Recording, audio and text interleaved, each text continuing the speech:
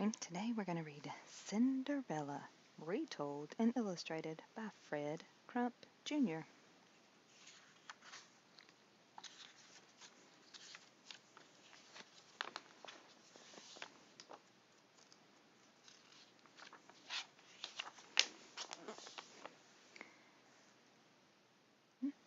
Once, long ago, in a faraway kingdom, there lived a lovely young girl named Ella. Her father died, and she had become little more than a servant in her own home. Her stepmother was harsh and demanding, and her stepsisters treated her unfairly. One of her chores was cleaning the ashes and cinders from the fireplaces, and so her rude stepsisters began calling her Cinderella. But through it all, Cinderella kept her manners and tried to hold back her tears. So here we have Cinderella with her broom she's been using to clean up the ashes and the cinders, her evil stepmother and her rude stepsisters. One day, while Cinderella was in the village doing the marketing, she saw a group of people reading a proclamation. She went closer and read, "Royal Birthday Ball. His Imperial Highness King Albert III invites his loyal subjects to a ball to celebrate the 21st birthday of Prince Alex, to be held at 9 o'clock the evening of October 13th at the Royal Palace." "Oh, that is tomorrow night," she said.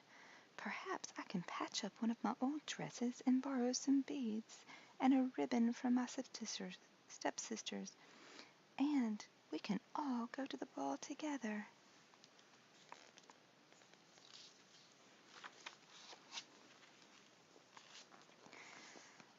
But alas, when the ladies at home heard about the ball, all became chaos. Drusilla and Priscilla demanded first one dress be prepared, then another, and another. Their shoes had to be cleaned and polished, hair ribbons curled, dozens of petticoats starched and ironed, wigs combed, and many buckets of hot bath water had to be carried, and her stepmother even had a longer list of demands. And so, by the evening of the ball, Cinderella had found no time to prepare herself or work on a gown.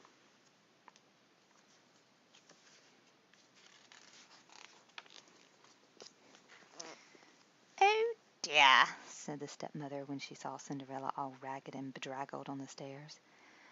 "The carriage is here, and we cannot wait for you. You really must learn not to dawdle so, my dear. Perhaps you can be ready on time for the next ball." "If she starts now," laughed Drusilla, and then, giggling and glittering in their grand finery, the three ladies swept out the door.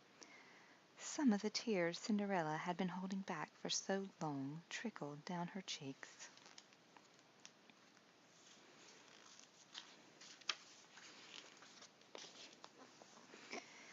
Cinderella went to the kitchen and sank down on a bench by the fireplace.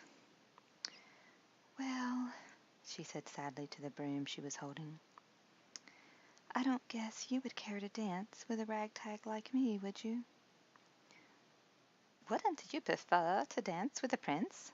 said a tinkly little voice as a soft glow filled the room.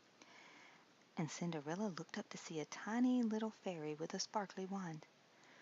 "Oh, who are you?" she asked in a surprised voice. "I am your fairy godmother, my dear, and I am here to see that you go to the ball." "But just look at me and—" "No buts," twittered the little fairy. "Now we must go out into the garden and gather a few things, and you can bring that pumpkin by the fireplace."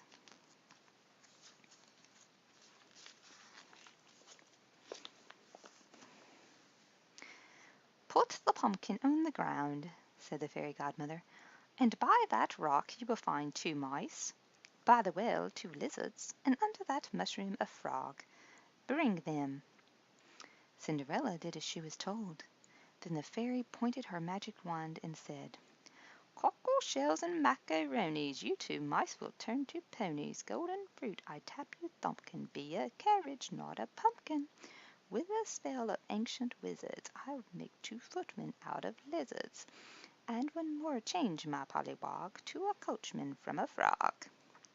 And with a snap, crackle, pop, and the twinkle of stardust, there stood a most magnificent carriage, 2 prancing ponies, a coachman, and 2 splendid footmen. Cinderella was delighted and speechless.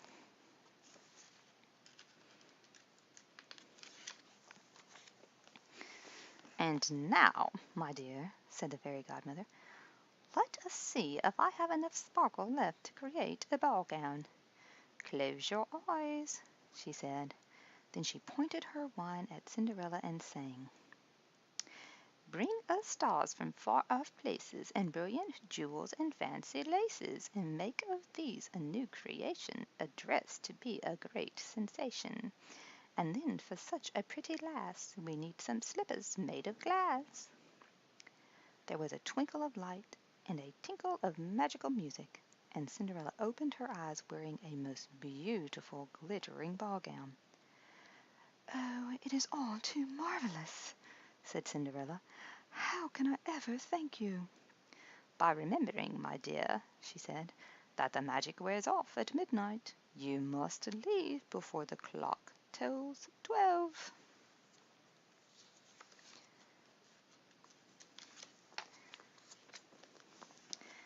"Now into the carriage and off you go," said the fairy.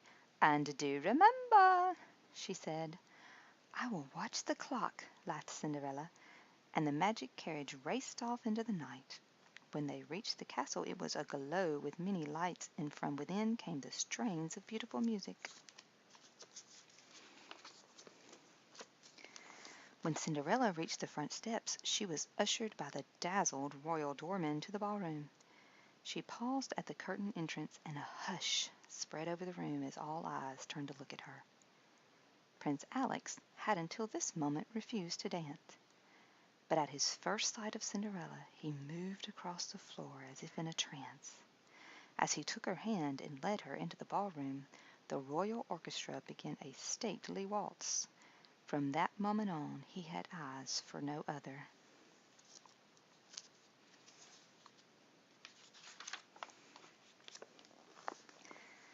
The whispers and gossip raced around the great hall. "She's a princess in disguise." "She's a daughter of a wealthy merchant."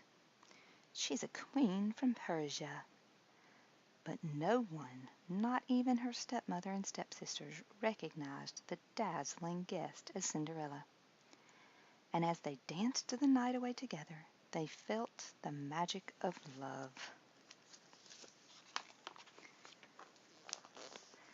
The time passed swiftly, and then the village clock began to strike the hour of midnight. Without a word or a glance back, Cinderella left the prince and ran quickly out of the castle and down the stairs. The puzzled prince gave chase and called after her, "Wait, I do not even know your name." Just then she lost one of the glass slippers, but still she ran.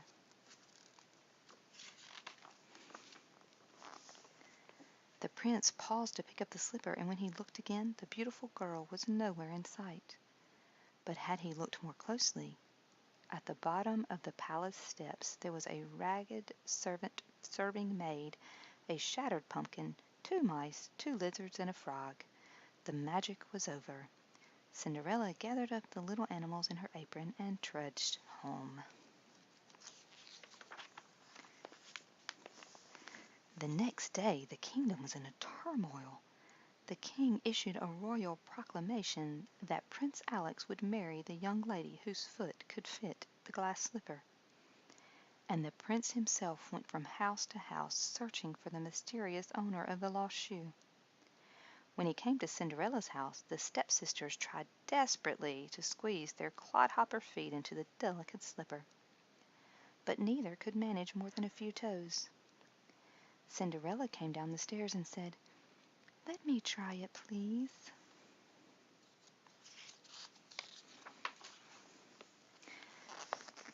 And of course the slipper fit perfectly. Then as everyone stood around open-mouthed, the fairy godmother swooped down the chimney and into the room.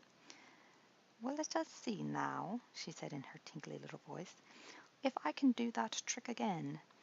And with a wave of her wand, Cinderella was once more transformed into a dazzling vision. The stepmother screeched and swooned, and Drusilla and Priscilla were left speechless. Then the prince and Cinderella left in his carriage and lived happily ever after. The end.